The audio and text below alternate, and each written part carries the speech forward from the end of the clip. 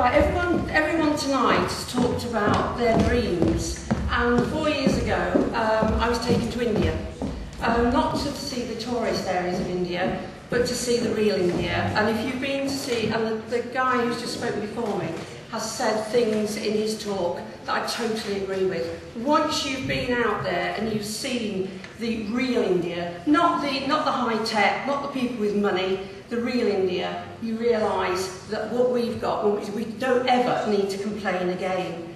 Our theme, each year we have a theme in Rotary, and it's really appropriate for me because it's building communities, bridging continents. So it means, and I'm certainly going to do both of those. Right, my dream. This is me out in one of the tribal villages. They've never seen an English person, very blonde, and I'm over 6 foot, and I got absolutely mobbed. These are people who've got absolutely nothing. The caste system, unfortunately, keeps you in this where you're born. So if you're born right at the bottom and you're untouchable, you stay an untouchable. It doesn't matter who you are or what you achieve. So what did we do? I looked round, I'm a teacher, and I was absolutely horrified to see all these children in school, and from very tiny upwards, sitting on the floor, writing on a slate with a piece of chalk. No books, no paper, nothing. They were like little sponges.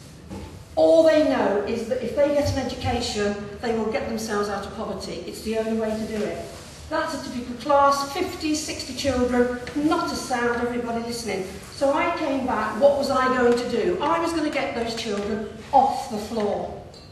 A desk and a bench. And being a teacher, when you look at the equipment and the stuff we've got in our schools, it makes you ashamed. Notice they're all in uniform. That's probably the only outfit plus one that they actually have. No shoes because they don't have any. So what did we do? Right, we did this. We've now taken all those children off the floor, raised the money to buy desks and benches, and there we are, giving the desks and benches. This is a slum in Hyderabad.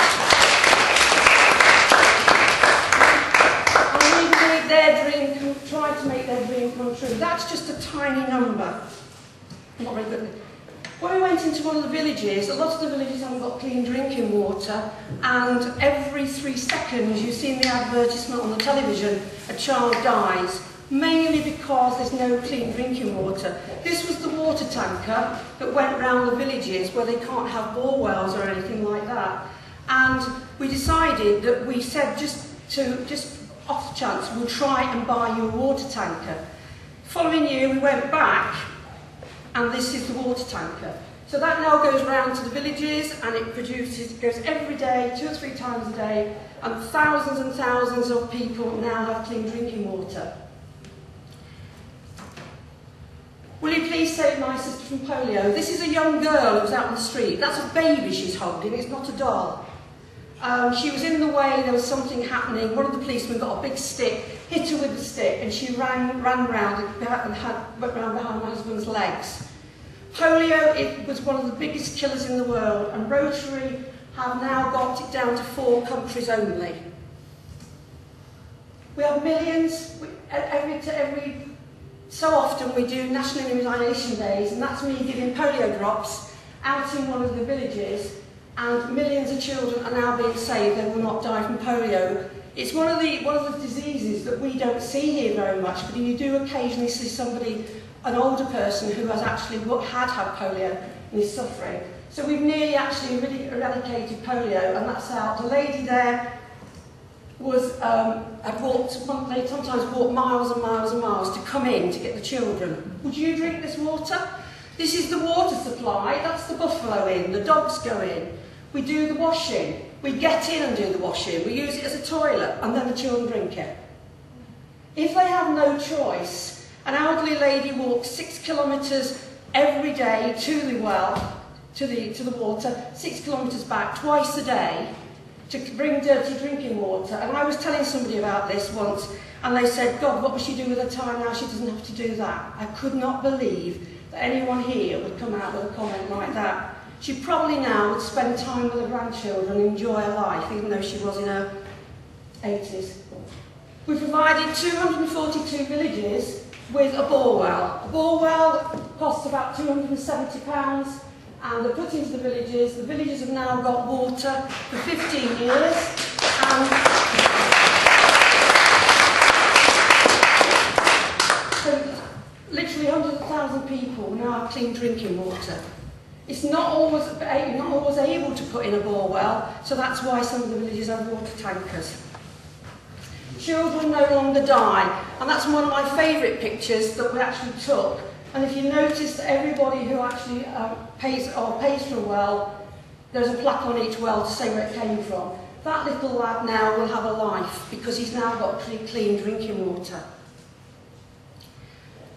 This is a limb centre. A lot of people had accidents, whatever. This guy here was carried in. 4 hours later, that's me fitting his limb onto his stump. A young girl came in, fabulous looking girl, teacher. She had an accident on a level crossing. The number of people that lose legs on level crossings in India is unbelievable. And she'd lost, I didn't realise, she'd lost both legs. She never complained, she was laughing. Put his leg on, and 4 hours later, he walked out. Nobody knew, and it cost about £60, and he walked out with his new foot.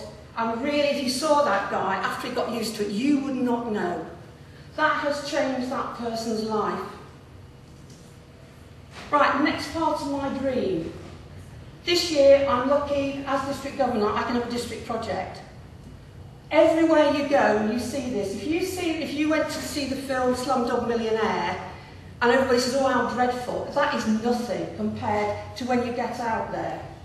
You see this all over the place where the city is getting larger and larger. The people come in thinking they're going to have a life, have a job from the land, and this is how they end up.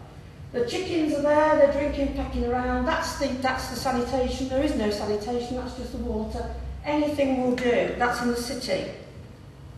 This is another area I went into, and they get hold of your hand and they take you into their house. And whether it's like that will perhaps have a family of 5, but they are so proud of their house, and they take you in, and they will try and give you a drink, they will try and give you something, and sometimes you have to take it, because you know that if you don't take it, what you do is they give you a banana or something, you take it, take a small bite, and then you make sure you give it to one of the children. It's very, very emotional. You get used to, I won't say you get used to it, but you begin to understand.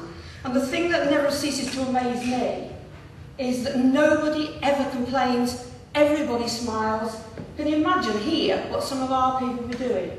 This actually, I was staying in the house next door to this, because we stay with families, and I looked over the wall. There's the dog, there's the chickens, they live in there. I think that is supposed to be the toilet.